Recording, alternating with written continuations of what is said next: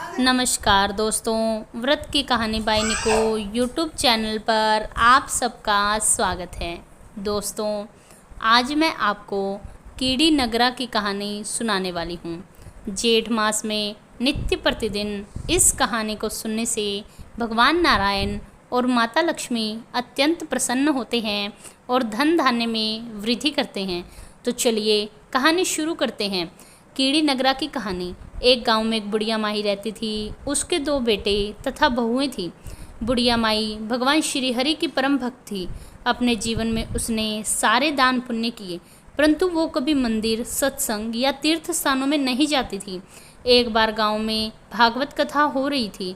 बेटे ने कहा, माता आप सारा दिन घर का काम करती रहती हैं, आज आप मंदिर में भागवत कथा सुनने जाएं।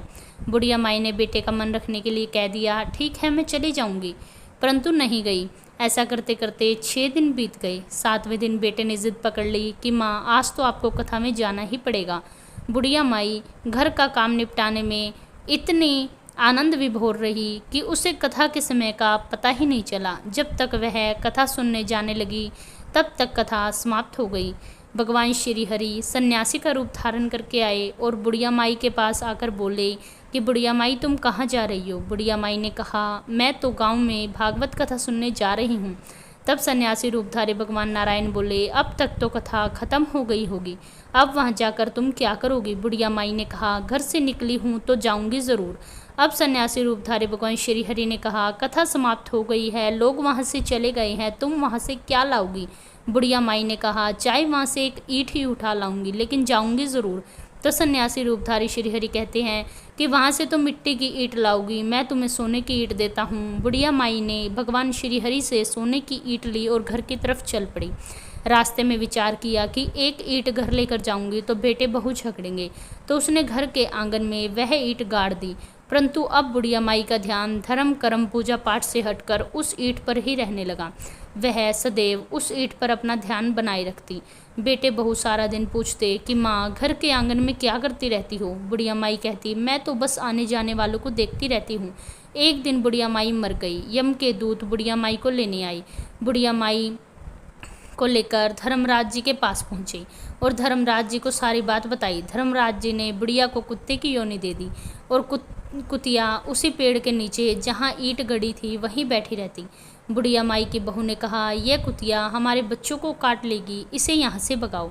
उसके बेटे ने पीठ पर लकड़ी से मारा तो वह कुतिया मर गई और बुढ़िया माई की कुतिया के रूप में मौत हो गई। फिर उसे सर्प की योनि मिली और वह उसी आंगन में ईंट के पास ही रहती थी।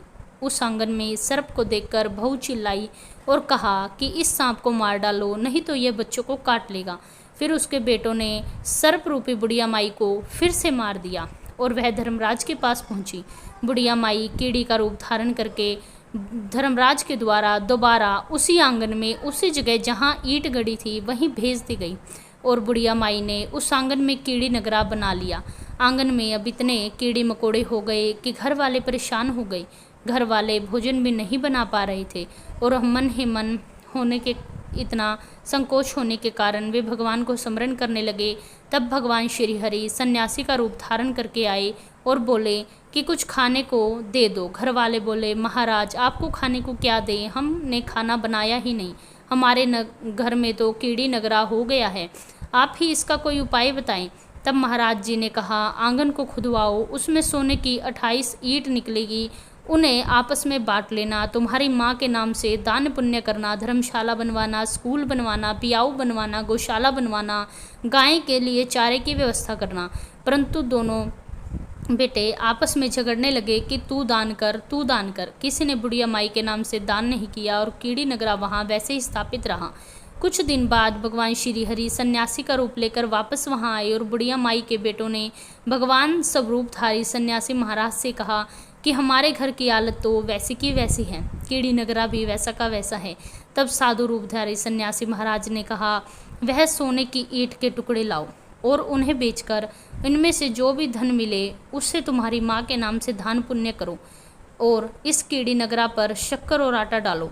तुम ऐसा करोगे तो तुम्हारी माँ को मोक्ष की प्राप्ति होगी और उनके घर से कीड़ी नगरा चला जाएगा।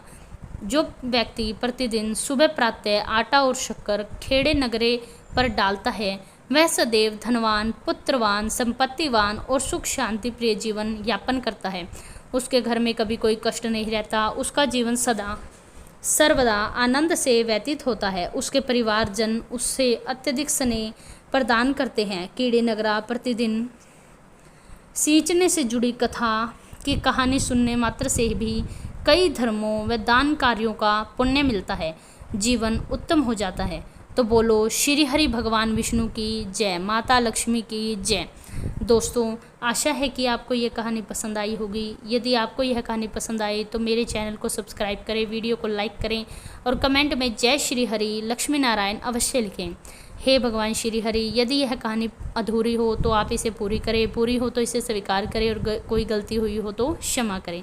बोलो सीताराम सरकार की जय, लक्ष्मी नारायण की जय, गौरी शंकर की जय।